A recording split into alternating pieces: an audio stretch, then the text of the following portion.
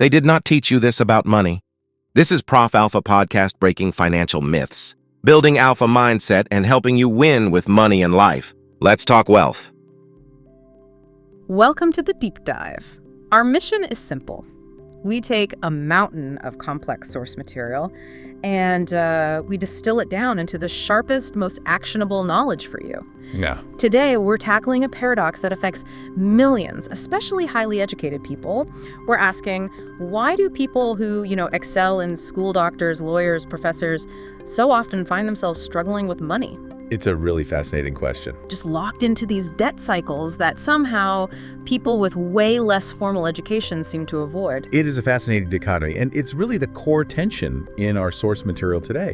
We're looking at this foundational story of two fathers, two hugely influential men who were financial opposites. Okay. One, the poor dad, was brilliant academically. I mean, advanced degrees, all on scholarships, a top government official. The other, the rich dad. He was a successful entrepreneur, actually one of the richest men in Hawaii, and he never even finished the 8th grade. And both were hardworking guys. Oh, absolutely. Both dedicated hard workers. But their financial legacies were just night and day. Completely. A highly educated father, the poor dad, he spent his entire life in this financial struggle and, well, he died, leaving behind mostly just bills to be paid. Wow. Meanwhile, the father who dropped out of school, the rich dad, he left tens of millions of dollars to his family, to charities. So our mission today is to figure out how this huge gap happened. Right. It wasn't about intelligence or effort. Right. It was purely a radical difference in their philosophy about money. Okay, let's get into that shift in thinking then, because it's so clear that the main difference was just their internal dialogue, the advice they gave. The sources show these powerful, contradictory bits of advice that basically forced the narrator to choose his own financial path. It was a constant push and pull, a real conflict of beliefs. You see it so clearly in just their core statements. So the poor dad had that traditional warning, that classic line, "The love of money is the root of all evil." Exactly. It's advice that comes from a place of caution, of morality. But Rich Dad just flipped that whole idea on its head. He did. He countered it by saying, no, the lack of money is the root of all evil. So one sees getting money as potentially corrupting, while the other sees the absence of it as the real source of suffering. That is a huge foundational difference. And this spread to everything, right? Like even policy, Right. taxes. Oh, definitely. Poor dad firmly believed the wealthy should pay more taxes to take care of everyone else, for fairness. Which sounds reasonable to a lot of people. Of course. But rich dad saw taxes as a penalty. He argued that the system just punishes people who produce and rewards those who don't. It's a very controversial viewpoint, but it shows his proactive, almost competitive stance toward the system. And maybe the biggest split was on career advice. Poor Dad was all about the traditional path. The high education track. Study hard so you can find a good company to work for that steady paycheck. And rich dad's advice was fundamentally different. He said, study hard so you can find a good company to buy. One is about employment, the other is about ownership. Stability versus control. And this is where the actual language they used really cemented those different paths. You mentioned that real financial education happens at home, not in school. That's right. And the language is the key to it all.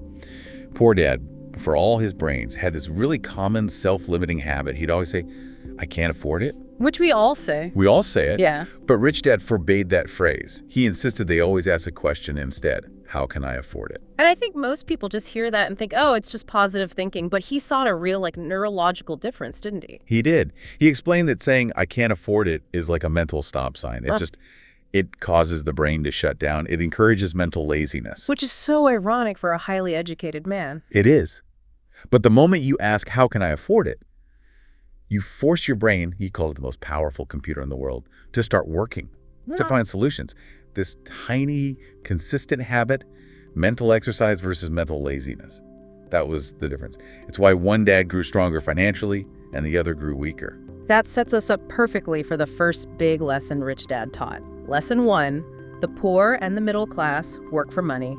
The rich have money work for them. This is the absolute core separation. Most people are totally focused on their paycheck, their earned income, and that's what keeps them on the treadmill. But the wealthy, they structure things so their assets are generating the cash flow for them. And this lesson began with a pretty wild experiment. The narrator and his friend Mike, they wanted to learn about money. And it started with them getting this 10-cent-an-hour job dusting cans. Right, at Mrs. Martin's convenience store. But that was after their first attempt. Ah, yes. The brief, illegal stint trying to make their own nickels out of lead toothpaste tubes. The infamous lead toothpaste tube scheme. Yeah, that was Rich Dad testing their initiative. He was like, creativity is great, but it has to be legal. But the real lesson was in that terrible low-wage job. So after 3 weeks of this mind-numbing work, the narrator is ready to quit. He demands a raise. And this is the moment Rich Dad reveals he set the whole thing up. He did it on purpose. He was letting life push them around. That miserable wage was life pushing them so they could really feel the pressure and hear the lesson. He said most people's financial lives are run by two emotions. Which are? Fear and greed. Or desire. Fear is the main one. Fear of not paying your bills, fear of getting fired, of debt. And then greed or desire is that want for the nice car, the big house, all the shiny things. And that combination is what locks you into the rat race. Precisely. The cycle is so powerful. You get up, go to work, you pay your bills, then you see something new you want, you take on more debt, you have to work even harder to pay for it, and the cycle just speeds up. You become a slave to money. You do. Yeah.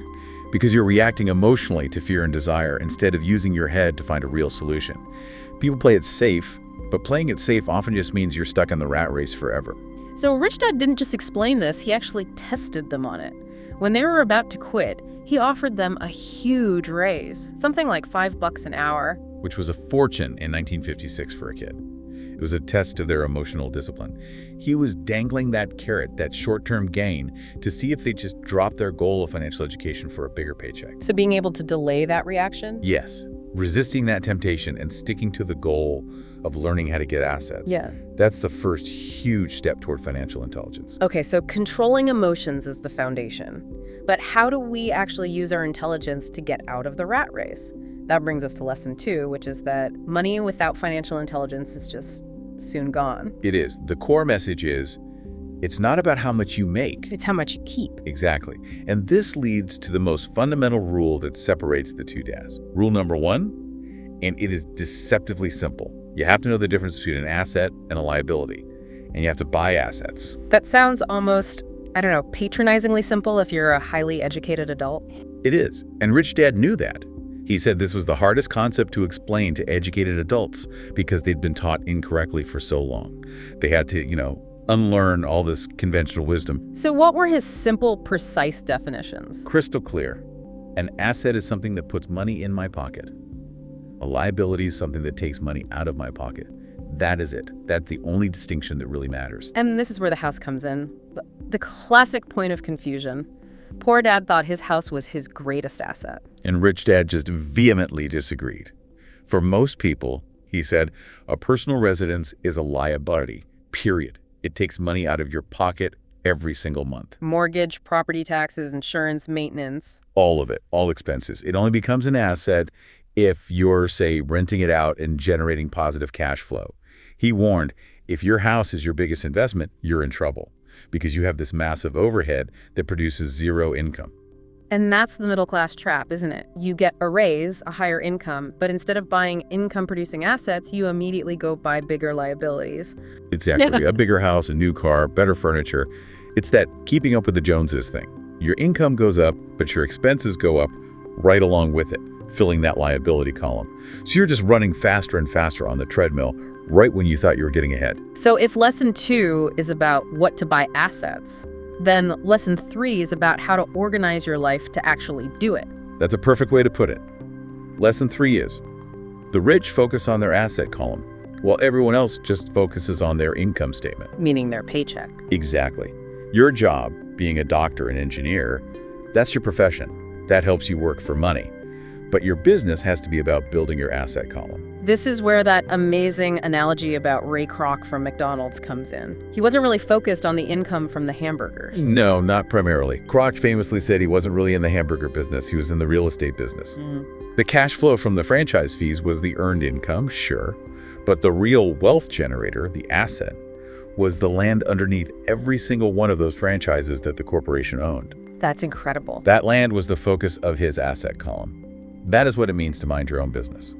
So, highly educated people often spend decades perfecting their profession, their ability to earn a high salary, but they totally neglect their business, which is building that asset column on the side. Precisely.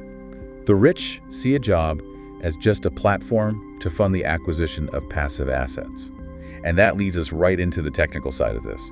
The 3 types of income and how the system taxes them. This is where we need that super sharp distilled insight, the mechanics. Okay, so you have 3 types. Yeah. First is earned income. That's your salary. It's the highest taxed income there is, with federal taxes, state taxes, payroll taxes like Social Security and Medicare. It's punished the most. Okay. Second, you have portfolio income. Think paper assets, stocks, bonds, mutual funds. It's taxed a bit more favorably through capital gains. And the third one, the holy grail, is passive income. Yes, passive income. This usually comes from things like real estate or businesses you don't actively manage, and it's the lowest taxed. And here's the key that highly educated professionals miss.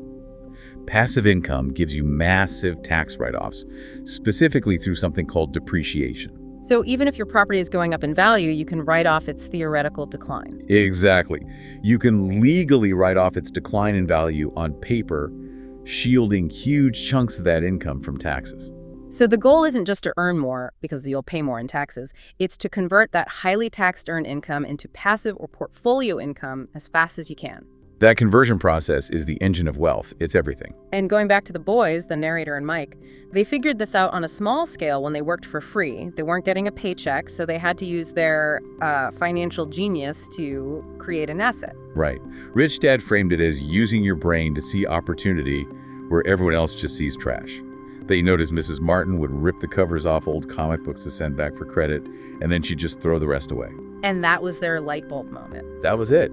Seeing value in what the system was discarding. And they turned that trash into a real asset, a comic book library in a basement, charging 10 cents for admission. And that's the financial education made real. They were generating cash flow about $9.50 a week on average, money that worked for them even when they were out playing. They solved their problem by exercising their brains, not by just asking for a raise. That's fantastic. But none of this matters without that final piece of the puzzle. Self-discipline, financial control. It's absolutely essential. Rich Dad always said that if you can't control yourself, you can't be rich.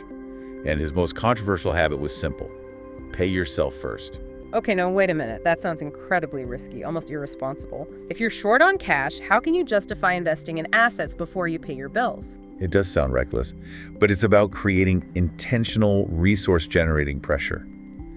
By paying himself first, the bills were still due, the creditors were still calling. But instead of that pressure making him retreat and just work harder at his job, he used it as motivation. It forced him to find new income streams, to create new solutions to pay those debts. So the pressure from creditors was like a financial workout, a weightlifting routine for his brain. Exactly. It forced him to stay sharp. If you pay your bills first, the pressure is gone, and the mental laziness can creep back in. By paying yourself first, you are training your mind to constantly work for that asset column. You're forcing financial intelligence to become a habit. That makes a lot of sense. So to synthesize this for you, the listener, financial intelligence isn't just about reading a balance sheet, though that's important. It's really about having more options and the creativity to act on them. The rich see it as a synergy of 4 key skills. Right. Accounting helps you see the numbers, to understand how an asset is really performing. Investing is the science of making money work for you. Understanding markets is about supply and demand, about timing. And finally, understanding the law helps you protect your assets and use tax advantages and corporate structures. That's how passive income gets sheltered. And if you miss any one of those 4 pillars, your financial future is shaky, no matter how high your salary is. Absolutely. And let's leave you with the final provocative thought that's underneath all of this. Rich Dad insisted on it. Money isn't real. Money isn't real. It's an idea, an illusion. It's just an agreement. And because it's only an agreement, its flow is controlled entirely by your mindset and your creativity. The single most powerful asset we all have, more than any stock, any piece of real estate, is our mind. So if money is just an agreement, your ability to change that agreement depends entirely on the questions you're willing to ask yourself. That is the challenge. So we'll ask you, the listener, if financial intelligence starts with unlearning, what is the most powerful financially unsound piece of advice you were given growing up? Some piece of advice rooted in fear or the rat race that you need to consciously and decisively unlearn today. Think about that single thought, because changing it could be the start of your asset column.